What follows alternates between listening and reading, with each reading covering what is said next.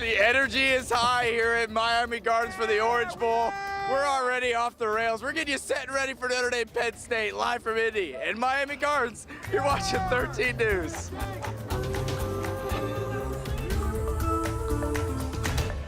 Oh, Dom is having some fun down there in Florida. That would be an understatement. He's winging it, you could say.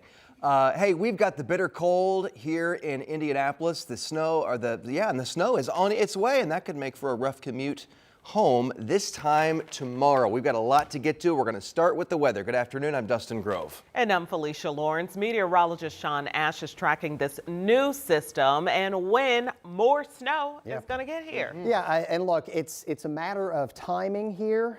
Your morning commute, I think, is going to be in pretty good shape. But tomorrow at this time, we're going to have a radar full of snow. Oof. Coming at a bad time here. So that's why we have a weather impact alert day for tomorrow. Let's get right to it. Again, this is primarily going to be for midday afternoon. Nothing doing right now. We're enjoying some sunshine here, and temperatures I don't think too bad.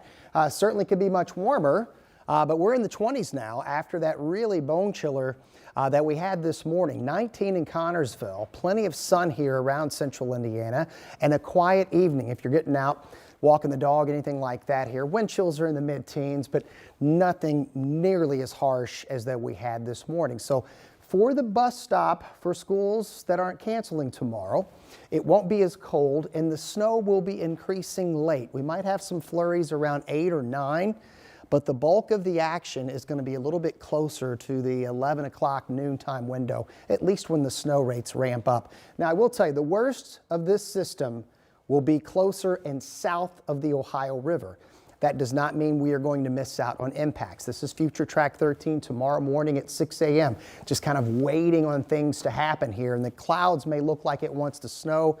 It's just going to take some time to saturate the air enough for that to happen. Once we head toward noon, the snow switch gets flipped, and at times we're going to be into about a 1/4 to a 1/2 inch per hour snow rates, coming at a less than optimal time right before that afternoon rush hour, which is going to be snowy and slick. And that's why, again, we've got the weather impact alert day for tomorrow. We'll dive into the snow amounts, and we've got even colder air, unfortunately, to time out for you coming up in a pretty busy 7-day forecast. All right, Sean, thank you. Yeah.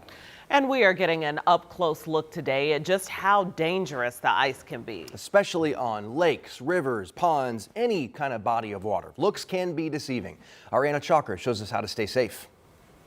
While it may look peaceful around this pond, there's a looming danger if someone gets too close. Our ponds that exist throughout our neighborhoods don't freeze real well. And one step could turn into an emergency in seconds. Ice is definitely weaker in the center, so it's a lot, you could walk out there and just fall right through, and that's when we'll have to come out and get you. Every winter, emergency crews in central Indiana respond to a handful of ice rescues.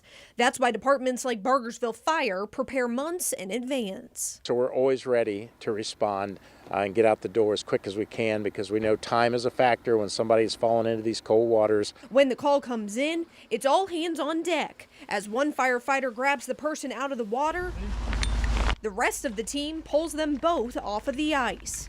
Once the person is safe, crews work quickly to get them warm. Hypothermia is starting to set in, and we know that the conditions for that individual internally are going down the hill really quick. Let's say you're walking by a pond just like this one. I can see directly through the ice, and from up here it looks thick enough for me to stand on it. But the Bargersville Fire Department says you can never judge the thickness of ice just by looking at it, so their best advice is to just stay a safe distance away from it so you have a low risk of falling through. If you accidentally go through, hold on to the edge, kick your feet, try to get yourself out and displace your weight across the ice. And if you see someone fall, throw them something that can float and call 911.